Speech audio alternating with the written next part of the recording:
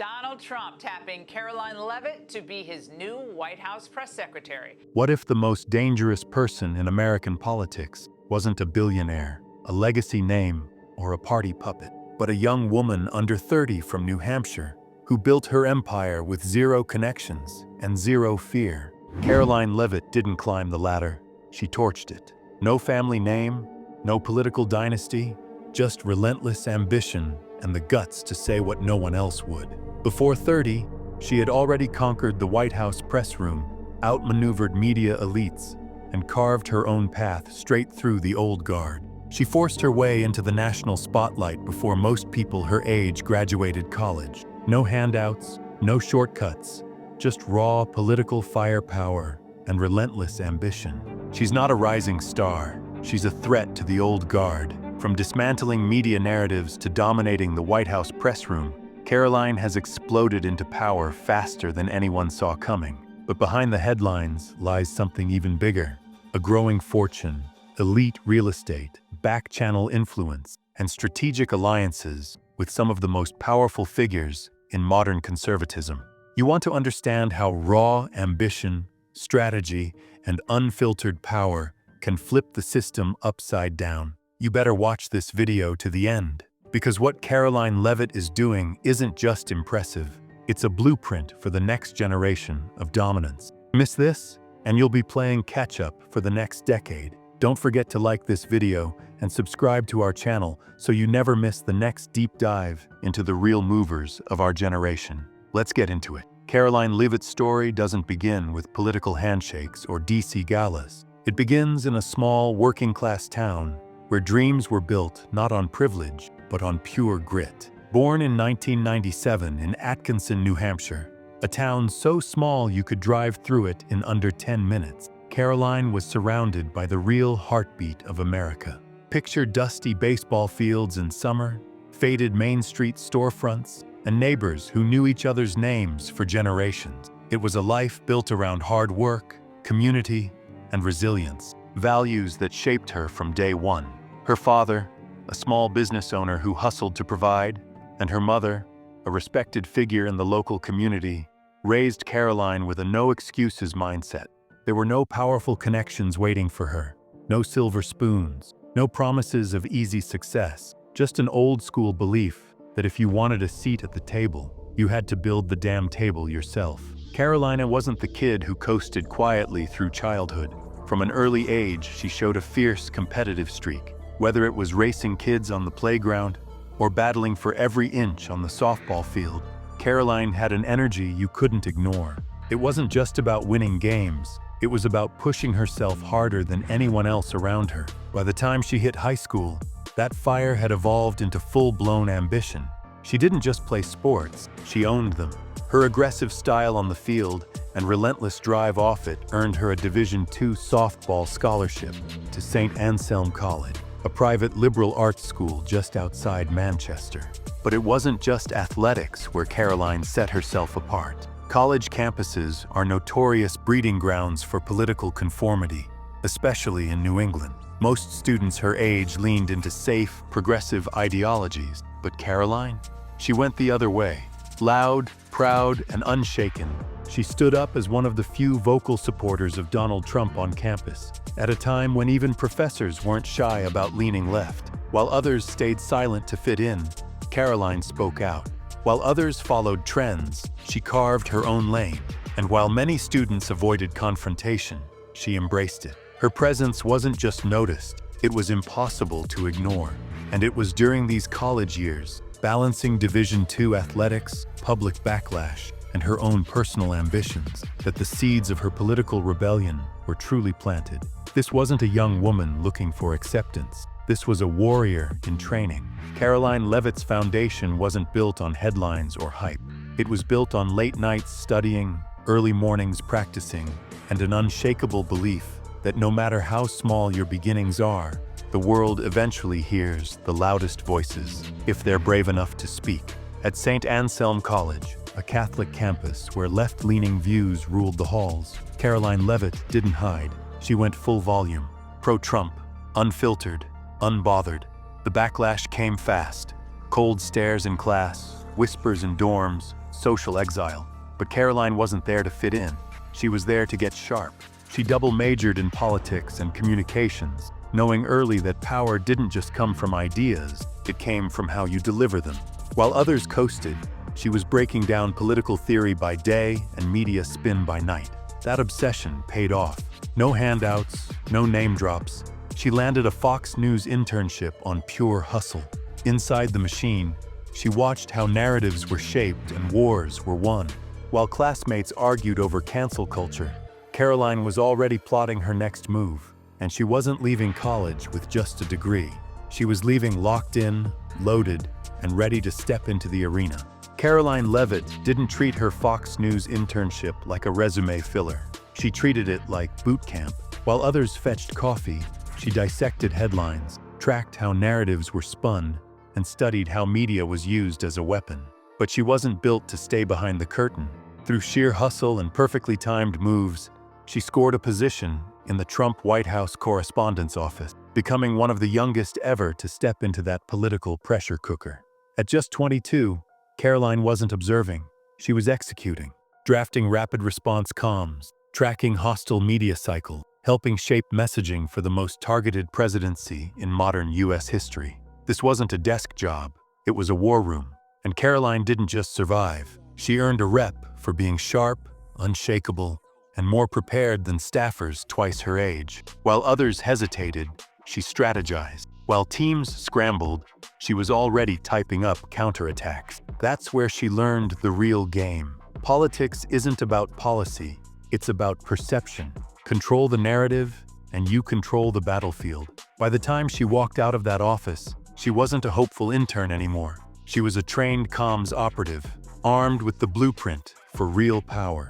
In 2022, Karoline made her boldest move yet, running for Congress in New Hampshire's 1st District. At just 25 years old, she went head-to-head against seasoned politicians, many with decades of experience and deep war chests of donor money. Media outlets laughed her off. Opponents called her naive. Voters doubted if someone so young could represent them. But Karoline didn't flinch. Her campaign was lean, aggressive, and fearless. Town hall after town hall, she preached a message of America first, cutting through media narratives and connecting directly with blue-collar families. While she narrowly lost the race, she won a far bigger prize, national attention. Suddenly, conservative leaders across America were saying her name.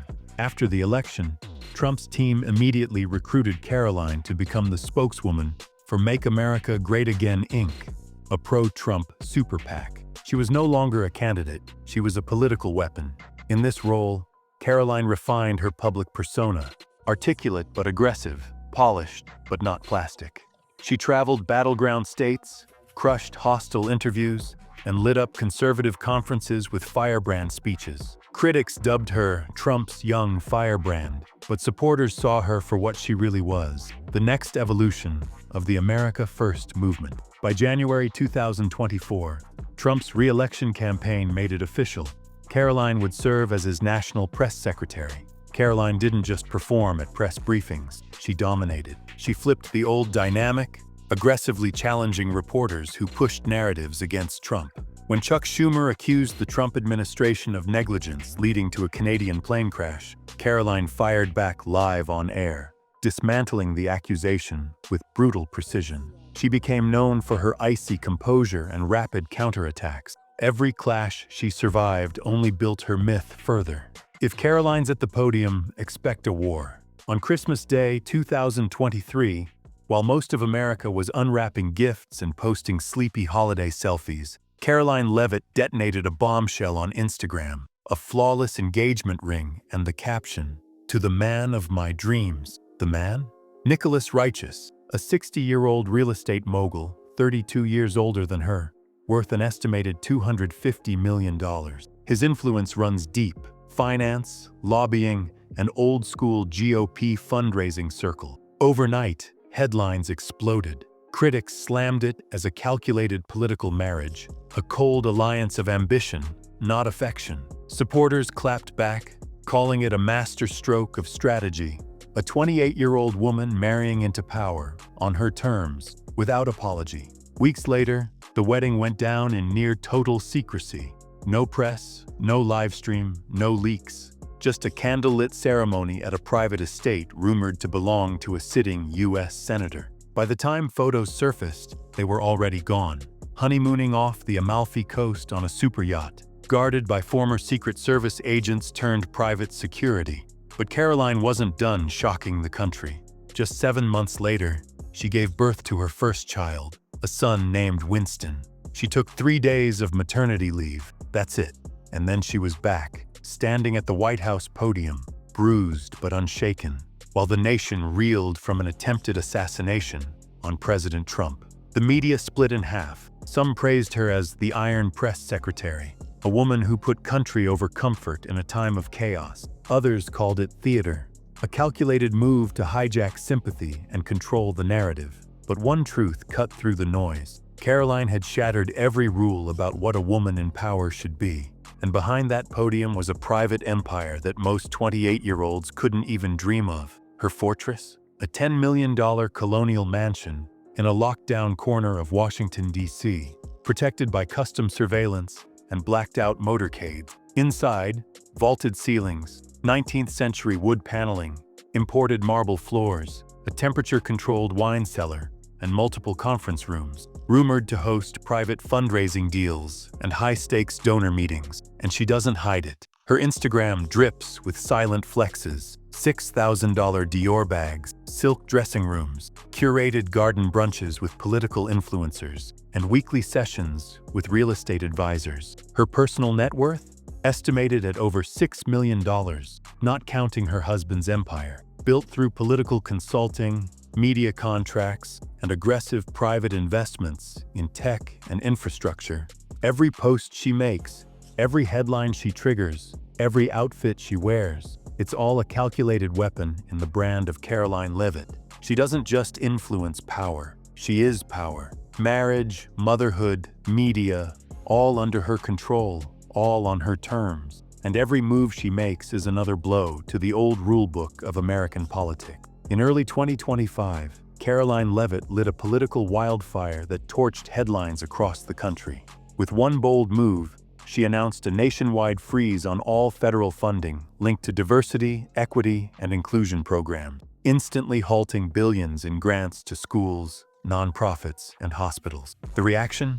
Chaos. University boards scrambled, civil rights groups mobilized. Mainstream media called it one of the most regressive policies in modern U.S. history. But Karoline wasn't rattled. Weeks later, she escalated the battle, pushing through legislation that redefined gender federally as biological sex assigned at birth, eliminating recognition of transgender and non-binary identities across all federal agencies. That move detonated globally. Protests erupted. World leaders condemned it. Social feeds flooded with hashtags and outrage. And still, Karoline stood firm. No apologies, no walkbacks, no hesitation. These weren't reckless stunts. They were precision plays to rally the America First base and force a national confrontation over cultural values. She wasn't chasing applause. She was drawing battle line. In Karoline's world, power isn't about popularity. It's about standing still while everyone else loses their mind. And in that firestorm, she didn't just survive, she thrived. Not all of Karoline Leavitt's battles made it to the cameras. Behind the viral headlines and polished podium speeches, a financial storm was brewing. Her 2022 congressional campaign, the one that first launched her into the spotlight, ended with over $325,000 in debt, and more than $200,000 of that raised red flags. Watchdogs and federal regulators flagged the donations as potentially excessive or improperly reported.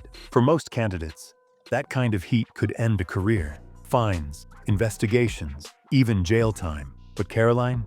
She flipped the script. She called it proof of the rigged hypocrisy baked into American politics, where establishment insiders get protected and outsiders get punished for breaking the unspoken rules. Her base rallied. They didn't see scandal. They saw a system trying to silence her. Critics, on the other hand, pounced. To them, it was clear-cut. Karoline wasn't fighting the swamp. She was playing in it. But through the noise, she never flinched. No apology tour, no retreat from the spotlight. Instead, She doubled down.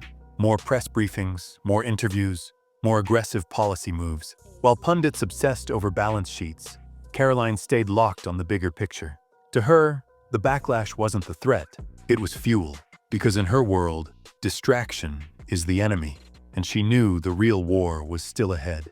Karoline Leavitt didn't just craft her message, she crafted her image. Every outfit she wore became a statement louder than most politicians' speeches. From $6,000 Dior handbags to $700 Jimmy Choo stilettos and sleek LPA blazers, Karoline turned Capitol Hill into her runway. In a city where image is everything, she played the game better than anyone and played it her way. Critics were quick to pounce, asking how someone on a government salary could afford a wardrobe that rivaled Hollywood stars. Headlines questioned her priorities. Social media buzzed with accusations of arrogance and elitism. But Karoline knew exactly what she was doing. Every appearance was a calculated chess move. She wasn't trying to blend in. She was demanding attention, commanding space. "You can hate me, but you will respect me," became the unspoken caption behind every look. To her supporters, she embodied a new version of conservative womanhood.